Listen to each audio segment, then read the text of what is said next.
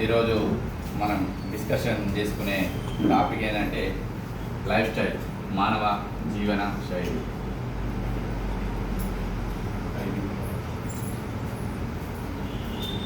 మరి మానవ జీవన శైలి, ఆహారపు అలవాట్లు ఏ విధంగా ఉండాలన్నది మనం ఈరోజు చర్చించుకోబోతున్నాం. మరి మనిషికి ఉదయం లేచి నుండి రాత్రి పడుకునే వరకు మనం ఎటువంటి ఆహారం తీసుకోవాలి, అందులో ఏమేమి ఉండాలి అనే దానిపై ఈరోజు మీకు వివరిస్తాను.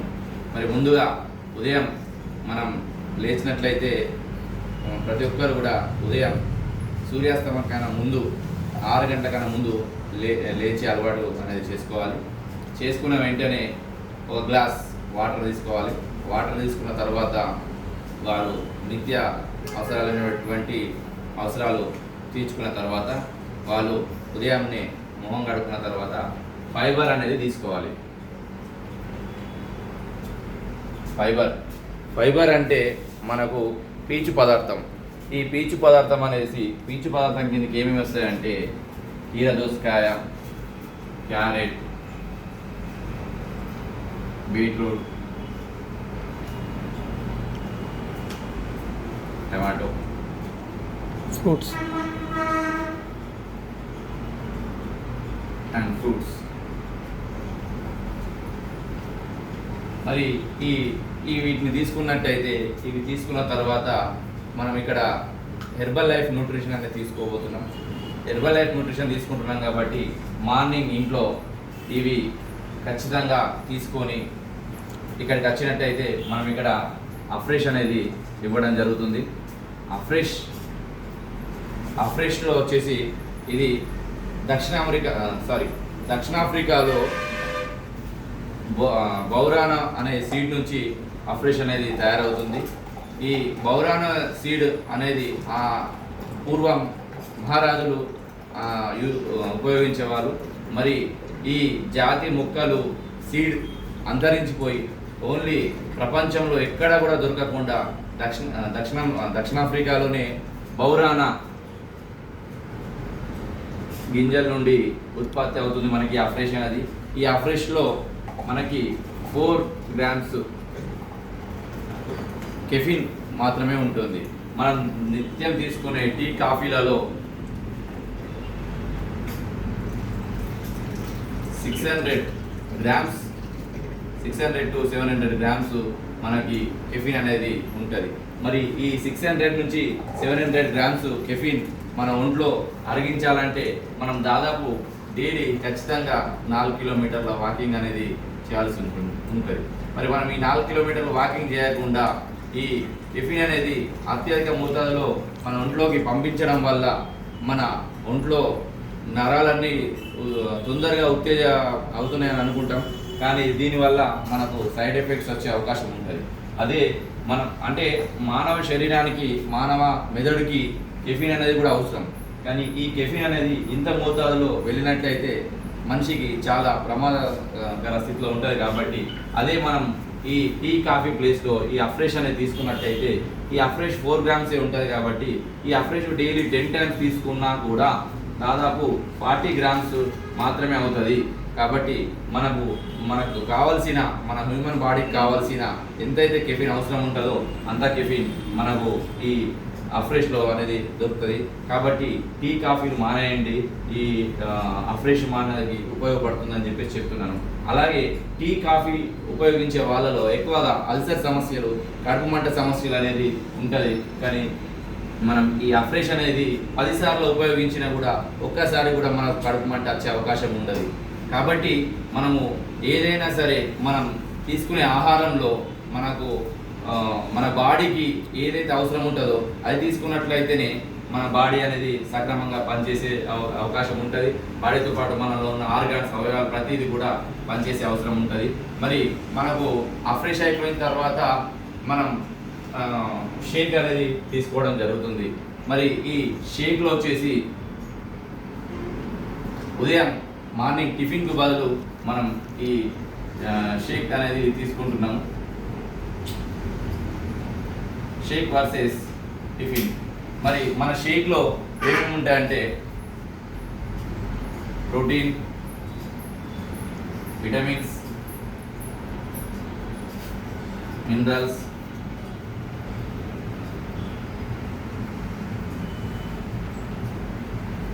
తో పాటు మనకు గుడ్ ఫ్యాట్,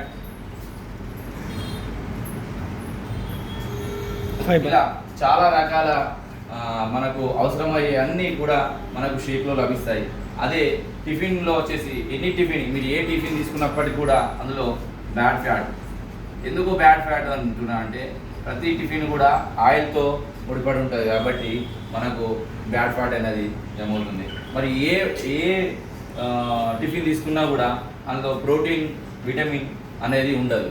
ఎందుకు ఉండదు అని అంటే ఫర్ ఎగ్జాంపుల్ పల్లి చట్నీ చేస్తే ఆయన పల్లి పొట్టు తీసేస్తాడు, కానీ మనకు పొట్టు లేకుండా పొట్టుతో పాటు తీసుకునేది ఇందులో ఉంటుంది కాబట్టి ఇందులో బ్యాడ్ ఫ్యాటే ఉంటుంది.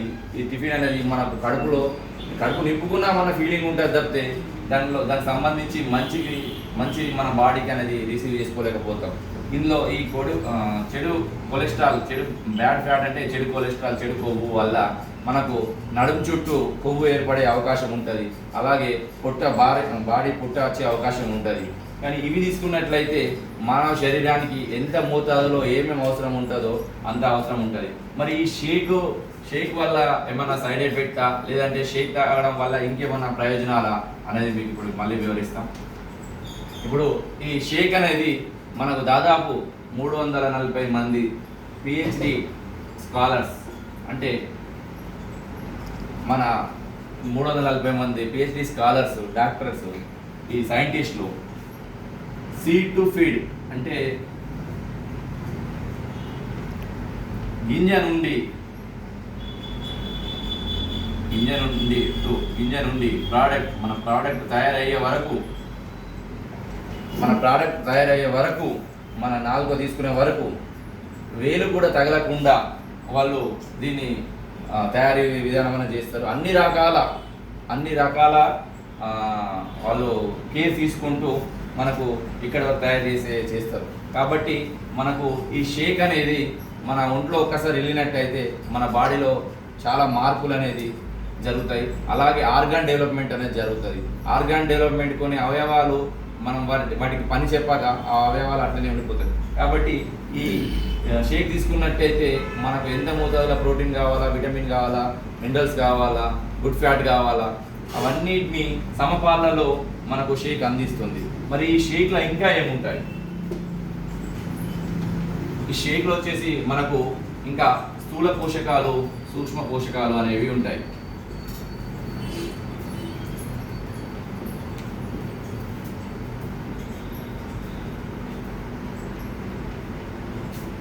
ఈ స్థూల పోషకాలు, సూక్ష్మ పోషకాలు మనం తీసుకునే టిఫిన్లో కానీ, రైస్లో కానీ, ఇంకా మిగతా దేంట్లో కానీ ఉండవు. ఇందులో అయినా ఎందుకు ఉంటాయి అని అంటే వారు మన ఈ హెర్బల్ లైఫ్ ప్రోడక్ట్ను తయారు చేసే సైంటిస్టులు ఖచ్చితంగా మానవ శరీర నిర్మాణానికి ఎటువంటివైతే స్థూల పోషకాలు, సూక్ష్మ పోషకాలు అవసరం పడతాయో అటువంటి ఏ పాలలో, సమపాలలో అవసరం పడతాయో వాటిని నిర్ధారించి దానికి ఒక క్వాంటిటీ అనేది డిసైడ్ చేసి ఆ క్వాంటిటీ రూపంలో మనకు స్థూల పోషకాలు, సూక్ష్మ పోషకాలు మనం తీసుకునే న్యూట్రిషన్లో ఉండే విధంగా వాళ్ళు డిజైన్ చేయడం అనేది జరిగింది. మరి దీనివల్ల మనకు మనం ఏదైతే షేక్ తీసుకుంటామో నాలుక నుండి మనం తీసుకునే పోయే వరకు 24 ఫీట్ల ప్రేగు అనేది ఉంటుంది. ఆ ప్రేగులో మనకు వచ్చేసి చుట్టూ ఈ కొవ్వు అనేది ఏర్పడిపోతూ ఉంటుంది అనమాట.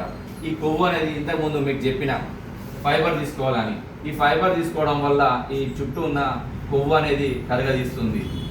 ఎందుకంటే మళ్ళీ ఇప్పుడు మనము ఎక్కువగా బిర్యానీలు ఇష్టపడుతుంటాం.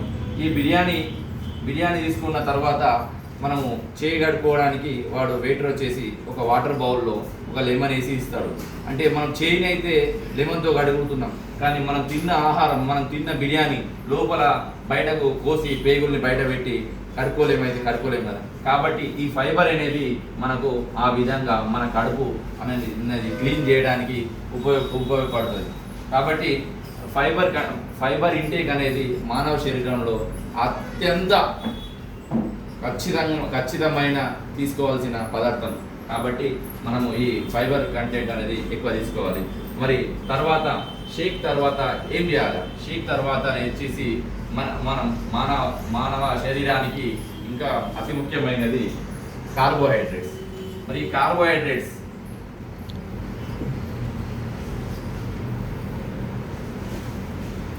కార్బోహైడ్రేట్స్ ఎక్కడ లభిస్తుంది అని అంటే మనం తీసుకునే భోజనంలో. అంటే మనం ఉదయం 6 o'clockకి వేకప్ అవుతున్నాం. 6 o'clockకి వేకప్ అయిపోయిన తర్వాత 7 వరకు ఫ్రెష్ అయినా కూడా 7కి మనం ఫైబర్ తీసుకొని 8 వరకు ఆ ఫ్రెష్ అండ్ షేక్ తీసేసుకుంటున్నాం.